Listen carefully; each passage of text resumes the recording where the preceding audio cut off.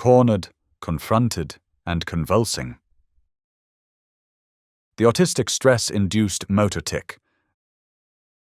By peak afflatus, my biggest confrontation at work involved no shouting. In fact, I did not speak at all. I was led into the boardroom by 2 directors and HR. They were finally discovering corporate formalities, and I was deeply depressed and withdrawn. I had no time for more performative nonsense, but this was the very thing they believed I lacked. I sat on one side of the boardroom table.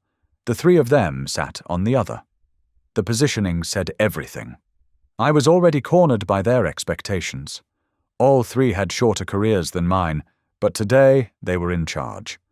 The MD began to read from his script, and I shut down any response. I said nothing. I revealed nothing. Inside, I was enraged. The arrogance, the assertions, the insult. They painted a picture of reluctant concern, insisting they did not want to put me on a performance improvement plan, while warning that another meeting would force their hand. Apparently, it was a serious offense to arrive at my desk and not join in the good morning roll call, a ritual I avoided so I could clear the stream of internal gifts. The other issue was a supposed mistake that had embarrassed them. Only it was not mine. I had used the files from a colleague who had already upset the client with an incorrect version. They never fixed it. Somehow I became accountable for their oversight. I was being confronted with claims that were unjustified, incorrect, and idiotic. But they needed something to steer me towards what they really wanted: fake niceties. A tone they had mastered. I have a history of refusing to justify myself. My moral compass is so steady that to stoop to explanation feels like a threat to my own clarity about the accuser's ignorance. If someone cannot see what is obvious, they do not deserve an explanation. It has never served me well. So as I sat silent under this assault on my character, they were bemused by my outward apathy. But the fight inside was starting to leak out. The emotional intensity burning beneath my mask of calm was overloading my nervous system. I was unwillingly nailed to my chair. Others stormed out of meetings like this. I stayed. I felt the pressure to react, but I refused. I was in the freeze state of fight or flight until a myoclonic jerk threatened to expose me. I was in a straitjacket of unwanted sensations. When my shoulder suddenly tried to leap from its socket, I shifted in my chair to disguise it as intention. Then it happened again, pulsing as if wired directly to my heart. It was an unacceptable betrayal of my body. The adrenaline and cortisol had taken over. I was no longer listening. I was trapped in a private war. To regain control, I pinched myself.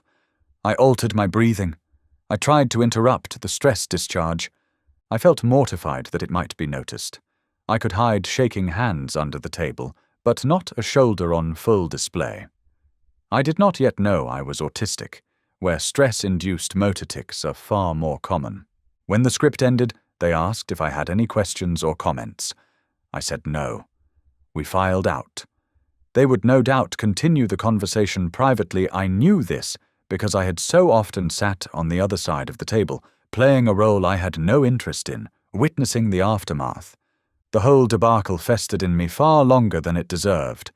The unresolved injustice kept orbiting my growing distaste for the business. I wish I could say I have since learned to prevent this kind of rupture. I wish I could list techniques to master a sensitive nervous system. I could not stop the masking, the sense of attack, and the sensory cascade that flooded my executive functioning. It was psychological, physiological, and biological, an autonomic response I could not bend into submission. A lifetime of suppressed emotion does not suddenly translate into sleeve tattoos for others to observe in real time, especially when under threat. I realize now that I could have down-regulated my nervous system. Many do not know they are within their rights to stand up and walk away. Yet it felt like a moral obligation to take whatever was coming, losing agency to an unacceptable verdict. I have experienced worse. I have been verbally pinned to the wall by shouting bosses whom I insulted with reflective facts. I have been threatened with dismissal for not playing by their rules as a younger person. Autistic righteousness outran my fear of confrontation. I grew older and softer, and a simple meeting about communication was a road to breakdown. We could live far better lives if insight arrived sooner and revealed the patterns hindsight draws with perfect accuracy. You have been listening to Peak Afflatus.